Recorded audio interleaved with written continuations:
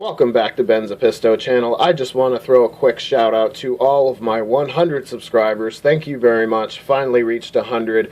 And the special thank you goes to Dat Dude Petty, one of my subscribers who was the 100th subscriber. So special shout out to Dat Dude Petty. That is awesome.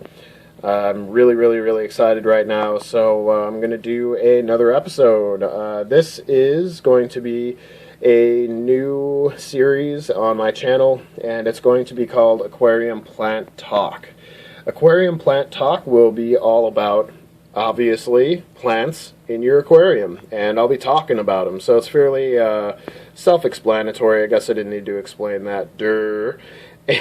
Anyways, so the first plant that I'm going to be talking about in Aquarium Plant Talk is Amazon Frogbit.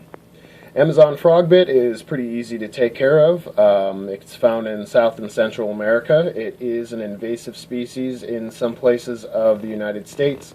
So for Christ's sake, if you have too much of this stuff, don't just throw it in your pond so Duck can get it stuck to his foot and then it ends up in your local water source, because this stuff just spreads like crazy. So just keep it indoors for Christ's sake. If you don't like it, burn it, or maybe throw it in your trash. Don't put it in your sink. Don't put it in your toilet or anything like that. Dispose of it responsibly. So, anyways, it's a great aquarium plant. It's obviously a floating plant. It's got some pretty awesome root structures to it. The roots get pretty long, as you can see. That guy's gotten pretty long right there. It goes about halfway down, or maybe even a little bit more than halfway down this 10-gallon aquarium. So the roots are probably about 5-6 inches on this little guy right here. This guy, here, let me show you the roots kind of coming out of the water. That is crazy. So they propagate in two different ways. One is by flowers, which you usually won't see. It has to be a pretty mature piece of frogbit to get flowers, and has to be in the right conditions. Or it can propagate like crazy with runners, kind of like a jungle fowl. So you'll start seeing small folded leaves come up from the center of your piece of frogbit. So you'll see it kind of in that naked space right there in the middle where there aren't any leaves. You'll see a small little leaf. It'll look like a little nipple coming out, a little green nipple, kind of like Kermit the Frog. Anyway, so you'll see a little green nipple start coming up, and that's a little folded leaf. And it'll come up to be about like that. That's about a 3-day-old leaf right there, 3-4 days old.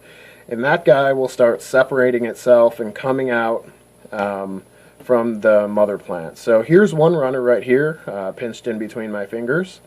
And you can kind of tell the runners from the regular stems in a few different ways. This runner has a really thin stem. And you can see some of the other ones have a lot thicker stems.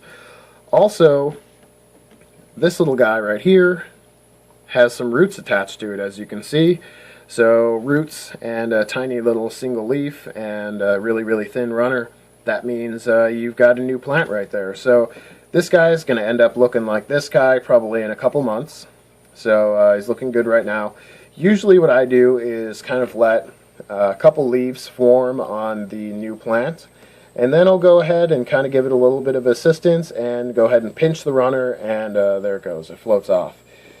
Even small pieces of frogbit can come up with runners. Here's one right here.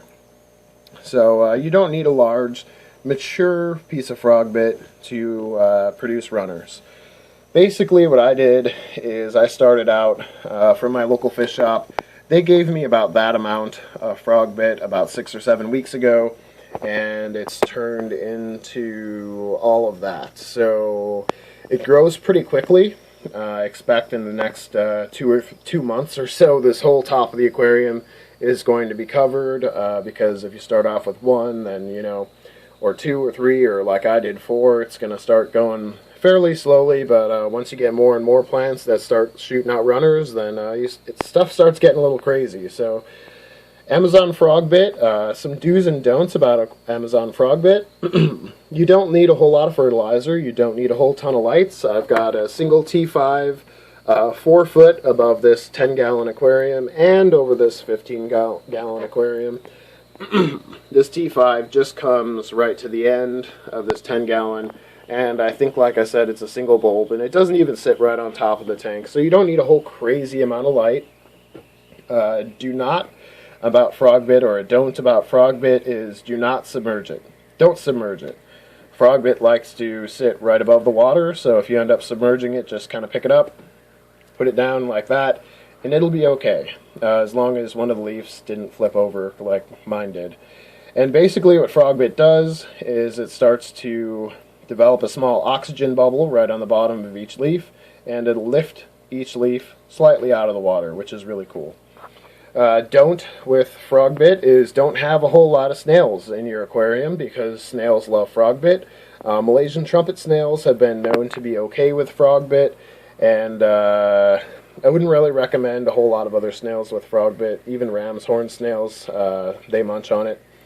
Another do not with Frogbit is don't throw this stuff in your local river or water source. This is an invasive species from the Amazon, and it will take over your local water source. You don't want to be that jerk that throws their plants in the water, and a couple years later you see all the fish are dead in your local pond because this has suffocated all of the fish, taken all the oxygen and the light out of the water, killed all the plants, killed all the fish, and who did that would be you. So I don't want that to be me, and I don't want it to be you either, so take good care of your Frogbit. This stuff will spread like crazy, so if you don't want it, don't throw it, like I said, in your local water source. Don't throw it in your toilet or anything. Just throw it out in the garbage. Or let it dry out for a couple days so it dies, and then throw it in the garbage. That would probably be best. Or burn it, you know. That's probably the best way to get rid of most things in life, is just burning it. I'm just kidding. Anyway, so this is Frogbit. Thank you for watching. Rate, comment, subscribe. I'm going to throw a shout out to one of my new favorite Apistogramma-related channels, actually. His YouTube channel name is One Deaver. I don't know his actual name, but he's got a really sweet closet full of Apistogramma.